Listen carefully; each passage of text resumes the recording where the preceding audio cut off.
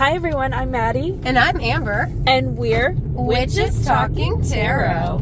And today, we're coming at you from the car. That's why there's no video. It's late tonight, y'all. It is very, very late tonight when we're recording this, and we are running behind, needless to say, but we're really excited to talk about the Morrigan. Yes, and Chulainn. That's yes, how you say that. Yes. Is that how you say it? I looked it up on, because I was like, I don't even. So Chulainn. the great goddess, the Morrigan and Chulainn. The great warrior. The great warrior. Yes. Now, I thought this myth was really interesting because it reminded me very much of the one myth. I think it's also Irish. Are you thinking about, yes, it is the Celtic myth of, she's got the cauldron. Why can't I remember her name? She changes. Caradwyn. Yes, because she changes in all those things during the chase. Yes. It reminded me of that, but also this myth reminds me of so many ill-fated love stories. Right. You know, the person that anyway, we'll get into it. But I'm excited. Did we want to cast? I think so. Okay. Because I feel like we need to cast the Morrigan, and I just really I don't feel like anybody other than the Morrigan and Chulainn or Chulainn. Anyway, I don't think anybody more needs to be cast. What I about don't you? think so. There's not really more in the story that I read. I mean, so for me, the Morrigan, obviously, I imagine a very, very fiery redhead. That's just me. Some people see her with dark hair. I see her as Xena the warrior princess. You know what? I'm okay with that. I will not argue. I will not argue.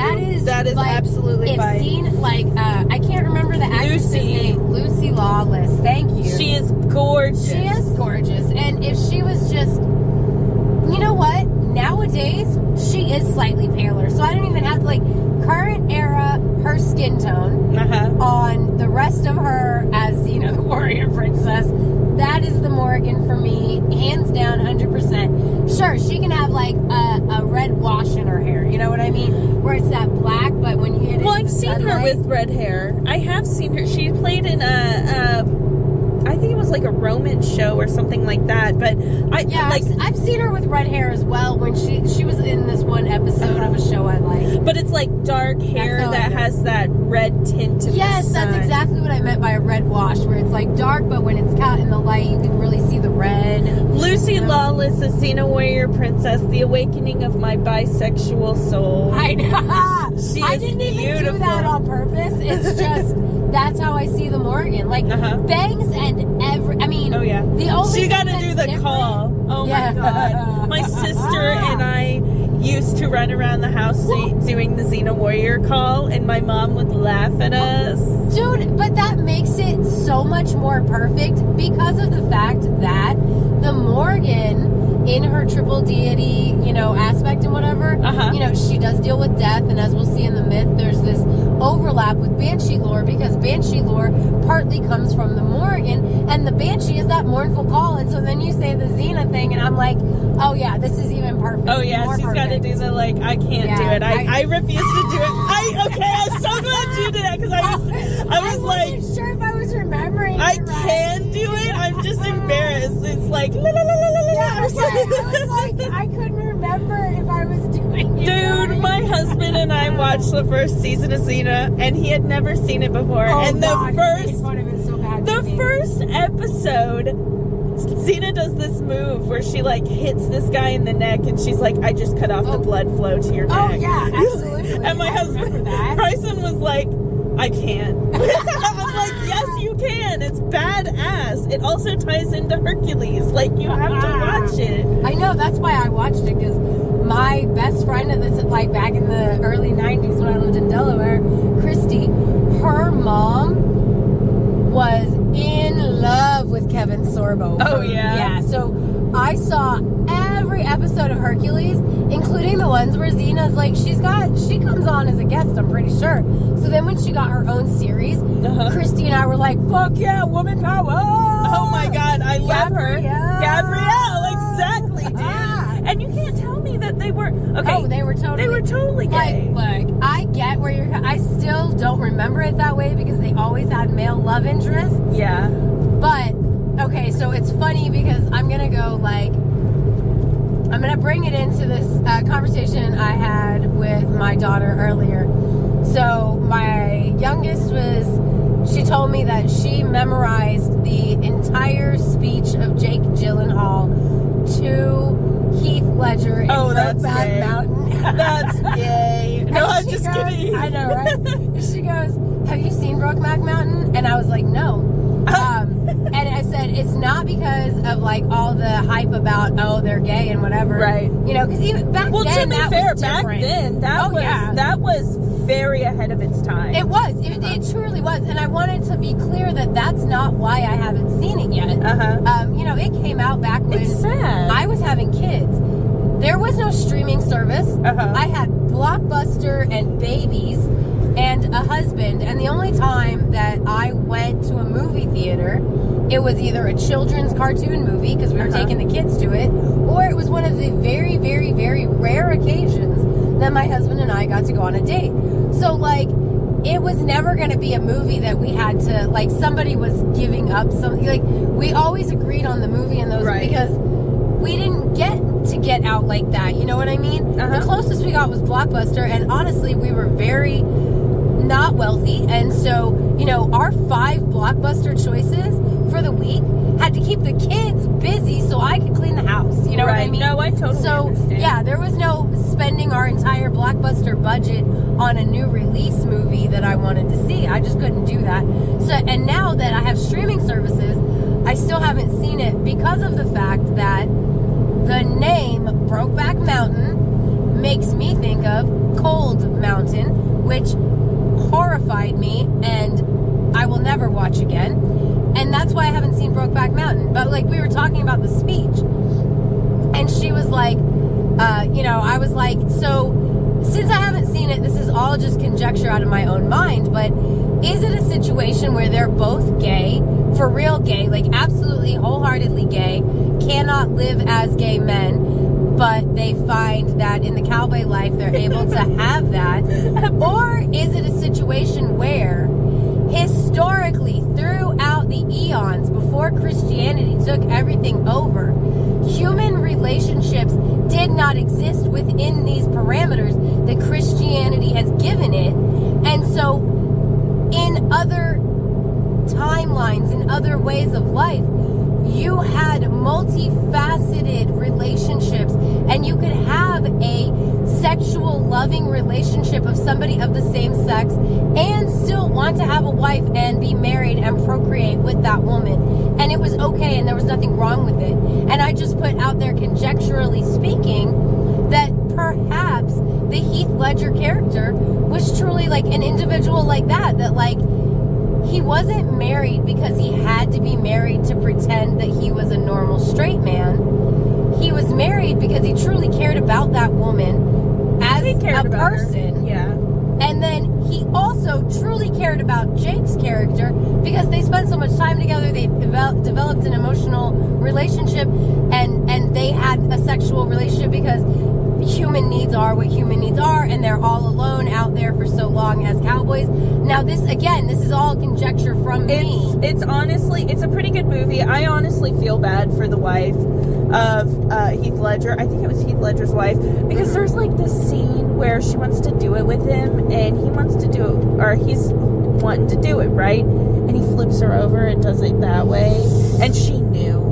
You know what I mean? Like it's a really intense movie. It's very that's hurtful for her, but I get it. And yeah. It makes my conjecture less plausible, but without having seen the movie, because I've been thinking recently about these things, about how Christianity has put all these labels on human relationships that didn't used to have them. He flipped I mean, what the fuck am I talking about? It was ahead of its time. Why am I repeating? He flipped her over. I already established that. Maybe it was hot for everybody else but her. It could have been. It wasn't though, because it wasn't meant to be. It was sad. It was sad. And I'm sure. Without seeing it, I'm sure it was sad because it was meant to be sad. It was meant to show you that he longed for his lover and not her. Right. It's a good movie. Like, I highly recommend it. I will watch it. People used to make fun of it so horribly. They did. But that's not why I haven't seen it. No, if it had come out I'm sure that's why my husband hasn't seen it. Oh, I'm and sure. that's why I haven't seen it, because usually we watch movies together, you know. If it had come out now, no, I don't think people would be making fun of it. No. Absolutely. It was the first. It was the first. Yeah. It was good. But anyway, back to the story. So who do you want to cast as her not lover? Okay, so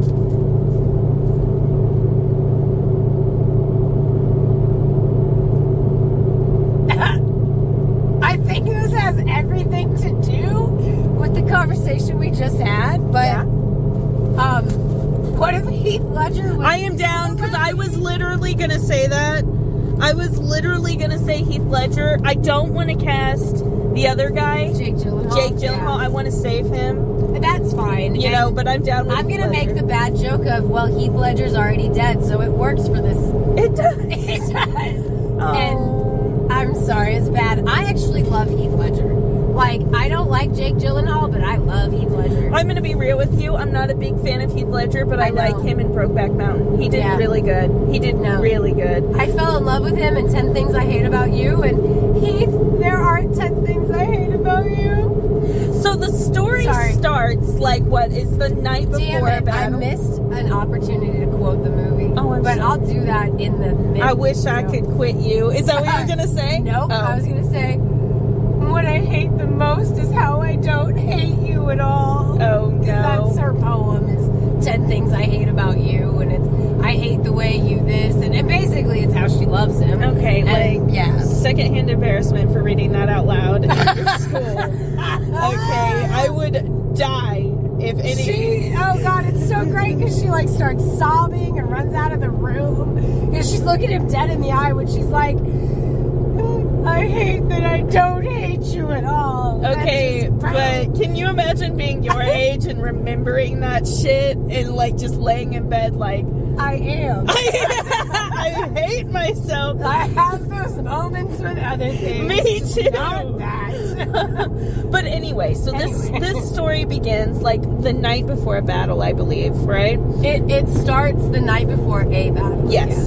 So the Morrigan approaches, what's his name? I want to call him Cthulhu. Cu Chulainn. I know, that's why I looked up how to say the name, because I was like, I don't get it. Cu Chulainn. Just try that. Cu Chulainn. Okay. Yeah, that's so she approaches him and she's like, damn, he's hot. Like, she's really like feeling him. She's like wanting to feel him, if you know what I mean. Yes. And this motherfucker turns her down. How are you gonna turn her down? Well, it's okay, look, you say how are you gonna turn her down the night before battle, right?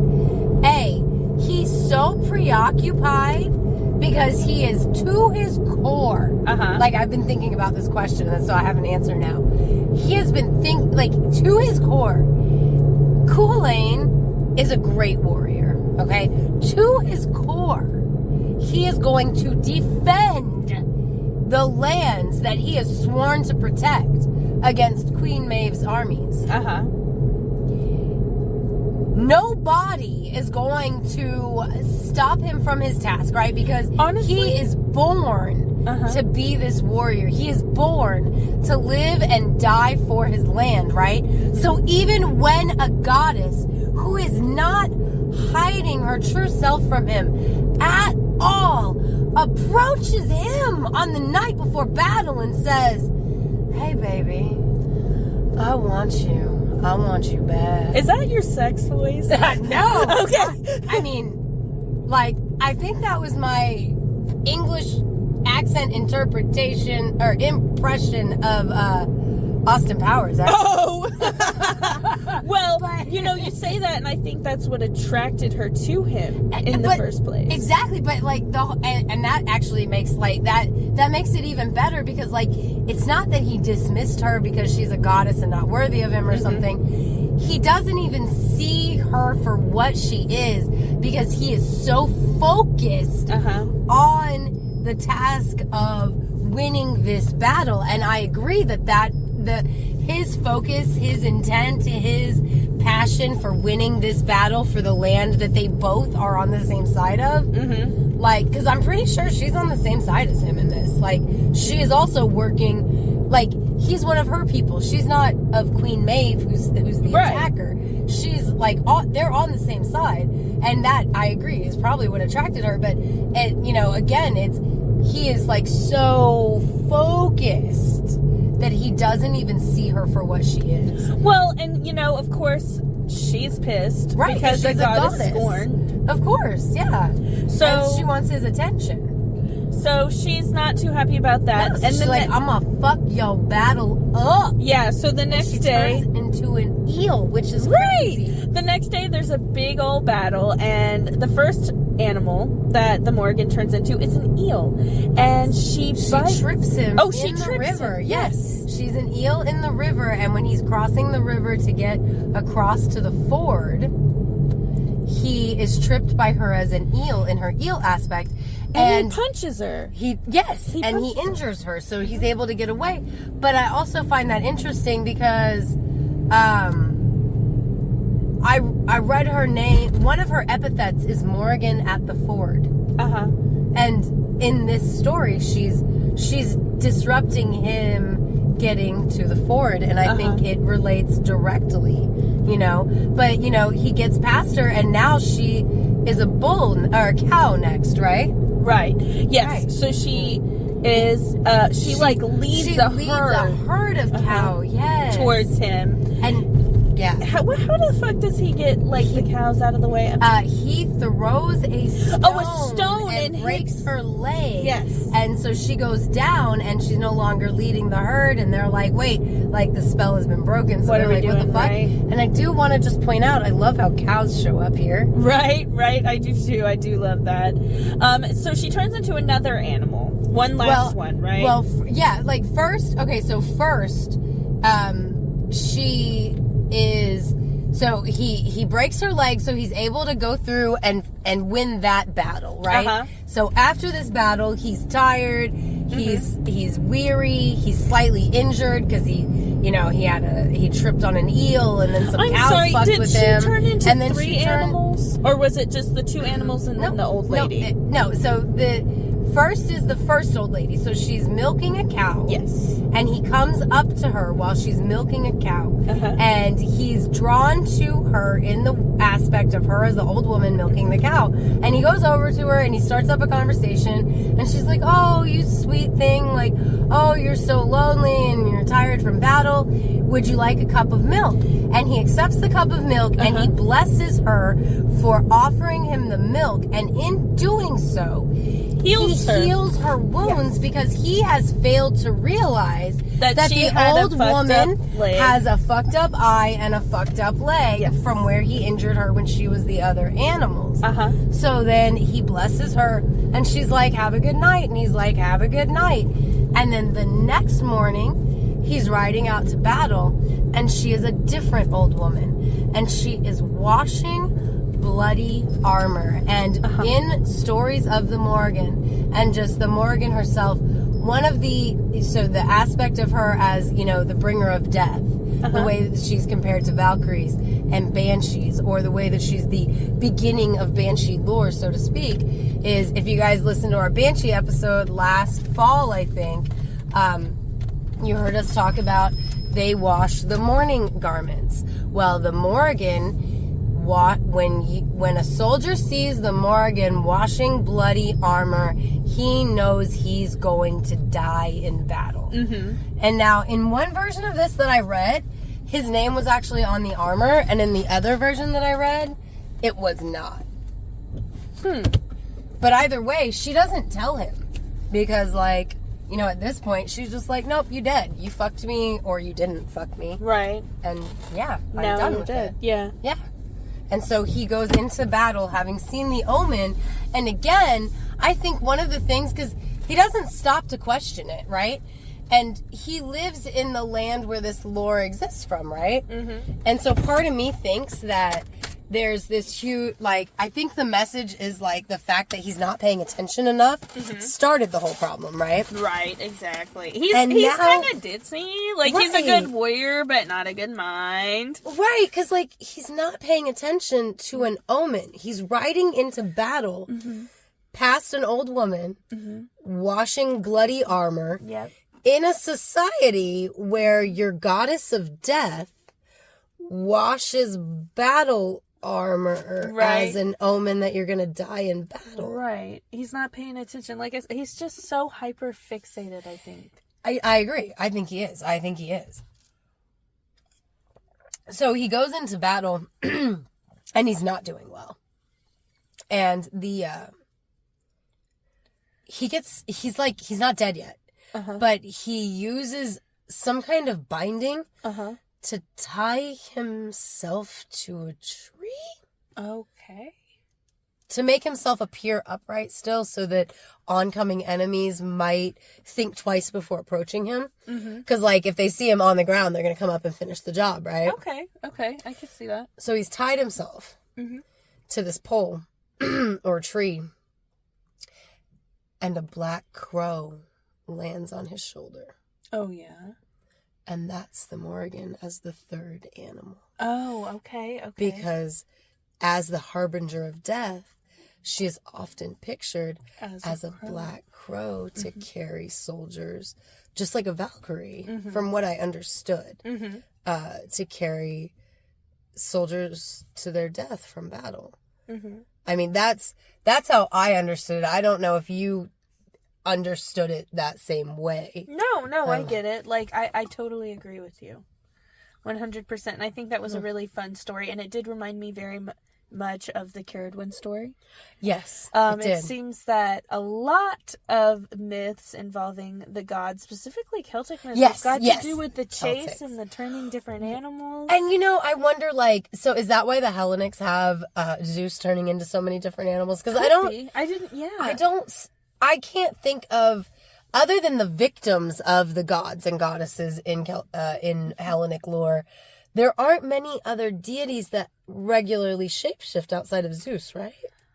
Or am I remembering this wrong? I'm trying to think, yeah. I'm trying to think, because I know Zeus is, like, a top shapeshifter, but I feel like you said, other than the victims of the gods, because I was going to say that bitch turned into a tree, but she was running away from Apollo. Right. And then, like, there are several instances where people are running away from the gods and shapeshift, or the gods shapeshift, you know, chasing people. Right. But, yeah.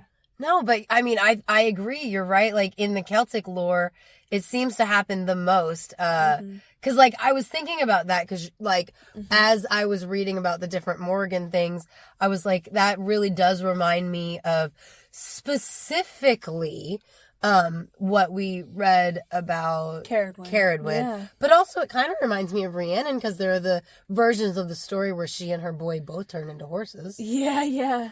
Or both started out as horses, or shit, I don't remember. But there's horse transformation. You know what I mean? Horse transformation for sure. Like, it's definitely a thing, which makes sense, I think, because the Celtic deities originate from the Fae. Yeah. Because what I read, the Morrigan is part of the Tuatha De Danann, and I sent that to you as well. Yeah. So, like, Fae shapeshift. Yeah. You know, often. No, I mean, that is a good point. And, I mean, guys, I wish there was a happier ending to this story. But I think we started off by saying, like, ill-fated love story. Right. Because there's not always happy endings when it comes to the gods, unfortunately. They are quite cruel at times. They are. And, like, here's the thing, but, like, if you equate, like, because, okay, so if this was a Norse story, right, and he dies in battle, then it becomes a happy ending, because the Valkyries carry him off to Valhalla, right? Right. I don't know enough about the Celtic afterlife to know one way or the other how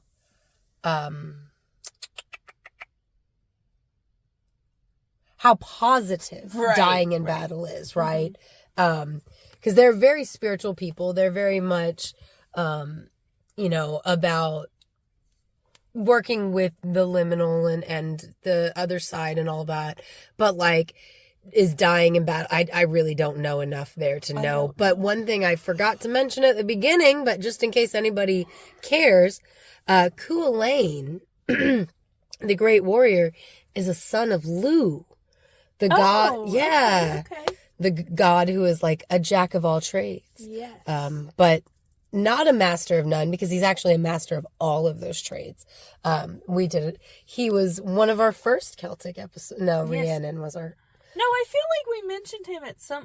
Did we do him before Rhiannon? I don't know, but I know we covered Lu's story as his entrance into the Tuatha De Danann, because Tuatha De Danann, like, you're not just born in, but you might be just born in, but Lu had to work his way in, right, and I think... Exactly. Right, and because he had to work his way in, I feel like is why Cu Chulainn is not Tuatha De Danann. But I wonder, because the Morrigan knows his father, did she, like, watch him grow up, and that's why she loved him? So creepy. Yeah, that is creepy, but... Could be. I mean, it was a thing. Right, because, I mean, she's a goddess, right? So she's timeless. Right, exactly. So, like, is it possible that, like, she watched this great warrior, and she knew he was going to go die in battle, so that's why she approached him in the first place? Because she is, like, one of the Celtic fates. Oh my god, she already knew before she ever asked him to be with her. She knew he was gonna die. Oh my god, did she know? Did she know now when she was trying to bless him, and now he was a fucking idiot and didn't realize? Yes, that's what I think. Yeah.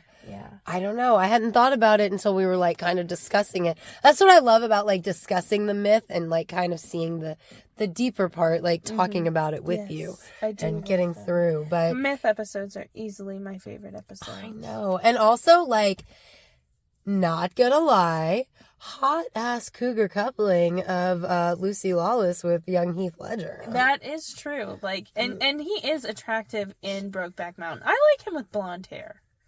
I do. I like that.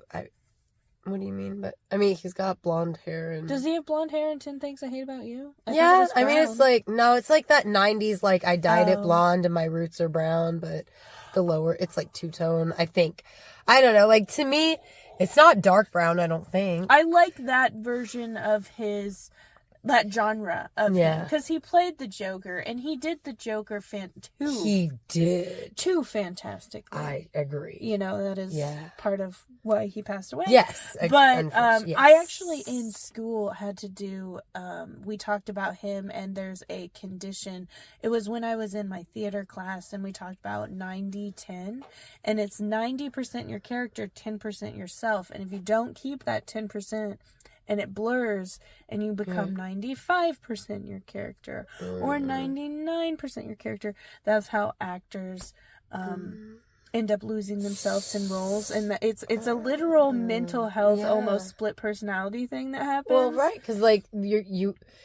It's your job, and you want to master your trade, right? So how do you master your trade? You become the person you're trying to portray. So it affected Heath Ledger horribly because he had that mental illness that came with the job. Johnny Depp shows symptoms of that mental illness when it comes to Captain Jack, but not... And his oral health. Yeah. Seriously. He got the tattoos. He got the teeth. Like, he is Captain Jack. Hey, Johnny, do some oil pulling. I think that the difference is Johnny went full ape shit with Jack Black, or with Captain Jack, and he became 95.5, whatever. Like, he got that thing.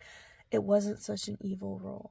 Right, I was going to say, like, Heath went 98% in on an actual psychopath. Like Captain Jack Sparrow is, like, the fun kind of psychopath. Like, we might go dancing out in the rain, or we might, like, threaten to murder you to save you so I can make $5. He's fun crazy. Dude, the Joker blew up a hospital, right? Yeah, the Joker put one, he gave, like, there was like 2 boats, and on each boat he gave them a button. Oh God, You that's blow right. up Oh my God, I forgot. So I do love a good psychopath when it comes to fiction. When it comes to fiction and stories, I love a good psychopath. But dude, if you're embodying it, and Yeah. you embody like that type. Well, and you're really scared well. of yourself because, and that was one of the things like that I read or that we talked about in my class was like it was so bad he was almost scared of himself that he was going to lose control and fully become this character. And it was like it was a whole like class period that we discussed what happened to him because it had happened to him recently. Right? Yeah. You No, know? and I felt so bad for his wife, Michelle, whatever. She's from Dawson's Creek. And I hated her when she was on Dawson's Creek. And actually, his passing made me completely change my view on her. Really? Yeah. I know that's weird to say, No, but I it don't think did. so. Like, because, like, okay, I will fully admit, as a younger individual, there was a lot of media that I could not watch because I was so insecure about my own appearance. It was hard for me. Like, I told Dustin this actually, like, because we were talking about Buffy the Vampire Slayer, and I love the movie with Christy Swanson. I do love that movie. Yeah, but I never could get into the show with Sarah Michelle Gellar. And it's partly, a huge part of it is because I was so insecure about my own appearance. There were certain characters that like I just couldn't watch because even though it shouldn't have made me feel bad about myself because it had nothing to do with me. Right.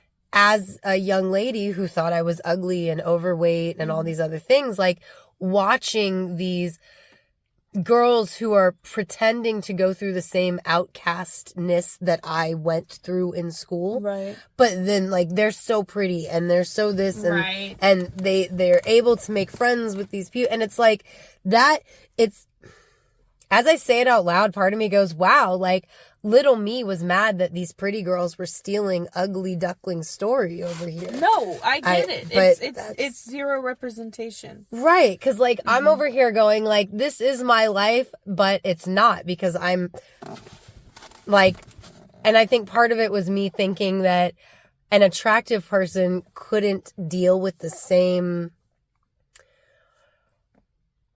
I hate to say bullying, but wouldn't deal with the same bullying that I dealt with in school. But I think as an older person, I really think it was my own insecurity. It was this person is pretty and I don't think I'm pretty and I don't want to sit here and absorb their image in my face. Yeah, I get you. Yeah, like it almost made me feel worse about myself. And I realized that like now I know that I avoided those things because of my own insecurities, not because of any fault with those shows or whatever. Yeah. But Dawson's Creek, the girl that is Heath Ledger's wife, she was on that show.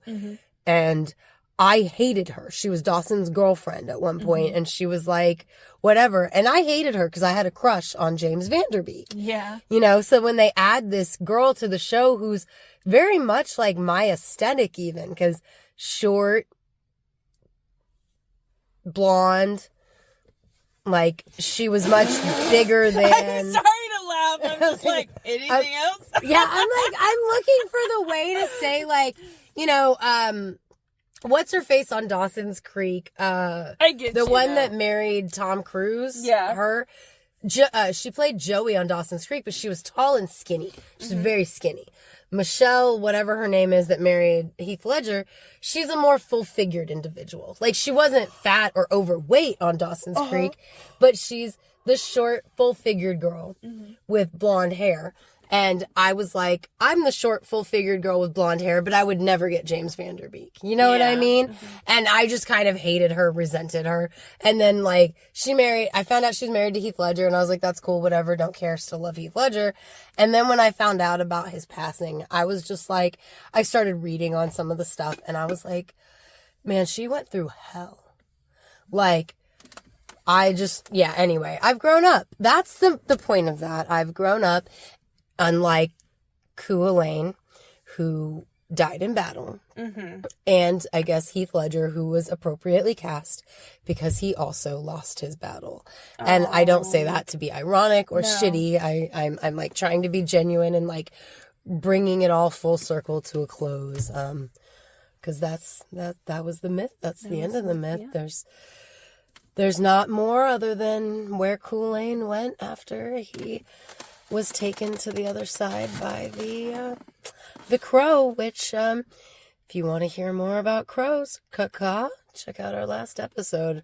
And otherwise, are there any myths that you would like us to cover? Let us know in the comments if you're watching on YouTube, and don't forget to like and subscribe. Oh yeah, we forgot that. And if you're our patron like Pam, Melissa, Victoria, and Death by DVD, we appreciate you. And if you're not, you can go to patreon.com/Witches Talking Tarot to get in on all that wonderful fun. Right after you like and subscribe wherever you're listening.